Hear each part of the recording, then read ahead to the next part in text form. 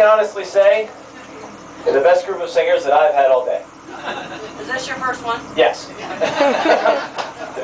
Well, folks, as we turn onto this road right here and we start heading into town where I can show you a lot of the great sights, I want to first tell you a little bit about the early days of Milton Snavely Hershey. That's right, his middle name was Snavely, actually named after his mother's maiden name, which is a Pennsylvania Dutch tradition, and that was what he was out of, Pennsylvania Dutch there.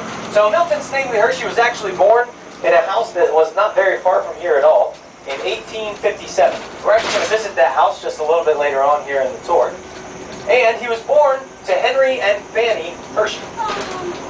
Now, Henry Hershey, Milton's father, fancied himself as a bit of an inventor and an adventurer of sorts. He would travel all over the country doing all kinds of different things, trying to invent things, trying to kind of make it big.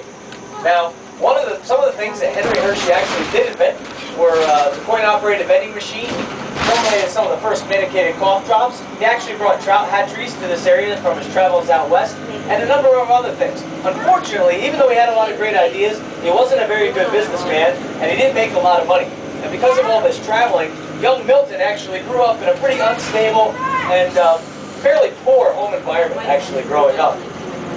So as a result, they actually moved out of this area when he was a young man. He attended about 7 different schools. By the time he finished his formal education, around 4th grade was the time that he dropped out and actually became an apprentice to a newspaper man.